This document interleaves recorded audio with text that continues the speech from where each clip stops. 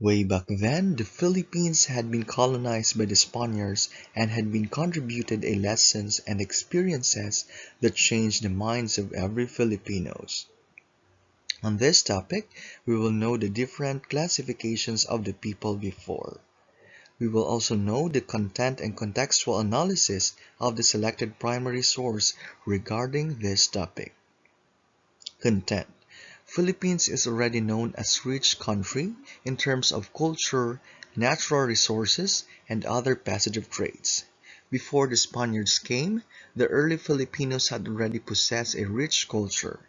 The events before or during the time period of the historical data or event.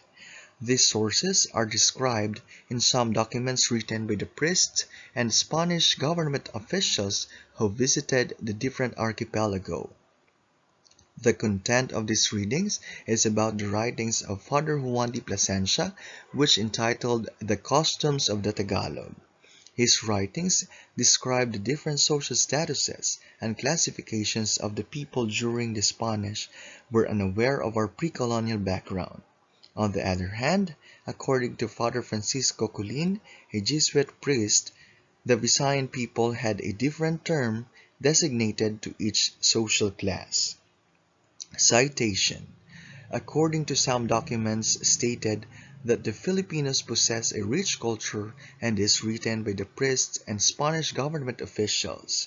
Another one is the Customs of the Tagalog by Father Juan de Plasencia, and lastly, according to Father Francisco Colin, a Jesuit priest, that the Visayan people had classifications according to each social class. Context: the people before had already chiefs and is responsible in overall command. They called them as datos, who governed them and a captain in their wars, and whom they obeyed. Dato governed as many as 100. This tribal gathering is called in Tagalog o barangay.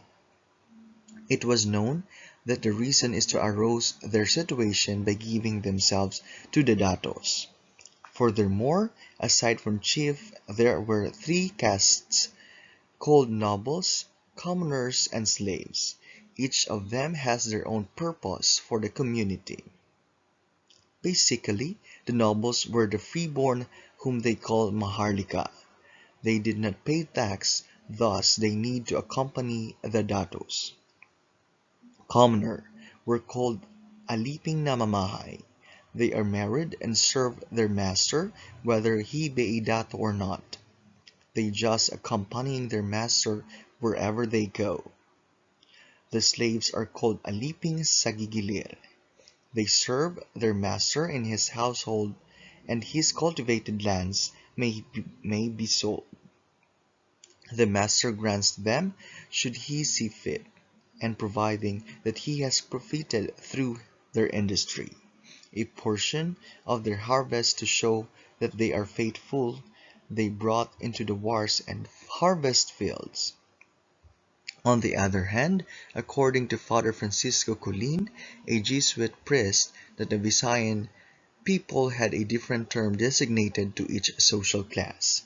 There are three kinds of classes of people: the chiefs, whom the Visayans call dato, and the Tagalogs maginoo; the Timawas, who are the ordinary common people, called maharlika among the Tagalogs, and the slaves, called oripwen by the Visayan and alipin by the Tagalogs. The most general origin of those slaveries was interest and usury. If the payment was not paid, the debtor will remain a slave until the payment is solved. Other slaveries were due to tyranny and cruelty, for slaves were made either in vengeance on enemies, in the engagements and the wars waged against one another, in which the prisoners remained slaves even though they were of the same village and race. The worst thing is that all those who had been made slaves were rigorously regarded as such, as slaves for any kind of service or slavery. Connection. The chiefs or datos is just a commander in a certain barangay or area. Now we knew that he also needs companion in everything that he made, most especially in wars and in harvest fields. Aside from datos, we found out that there are three classifications of the people: the nobles, commoners, and slaves. Each of them has their own contribution and faction to their barangay, to their master, and to the datos. Lastly, we found out that the slavery that time is so unpleasant. They offer the slaves as payment for debt and for unending service. There were times that they had abused an incorrect way of slavery. Communication. There are different sources mentioned on the readings, and each of those sources has its own story and chronicle to tell. I agree that these sources is reliable and had contributed a new knowledge regarding the history of the people before.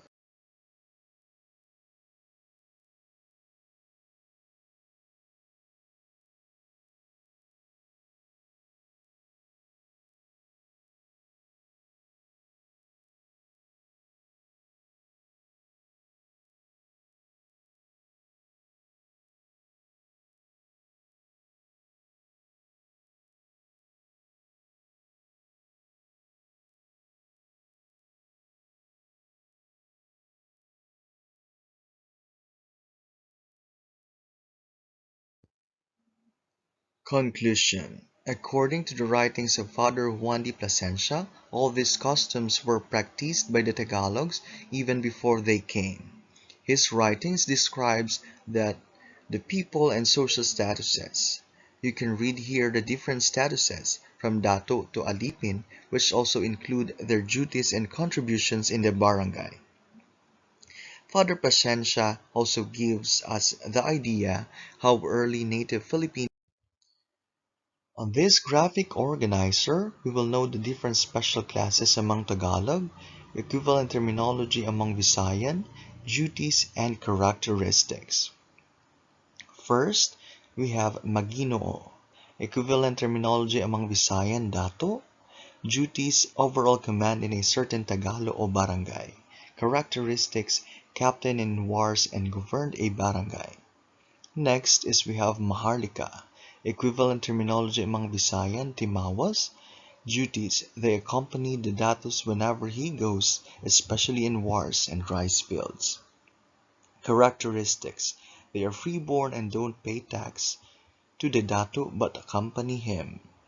Next is we have Alipin, equivalent terminology among Visayan, Oripuen, duties, serves as the slave of the datos and served to their debts by giving their service for free. Characteristics, they are the server and worker everywhere. Sanggigilir, equivalent terminology among Visayan, Halon, they are also slaves like Alipin. Characteristics, they work and serve for datos.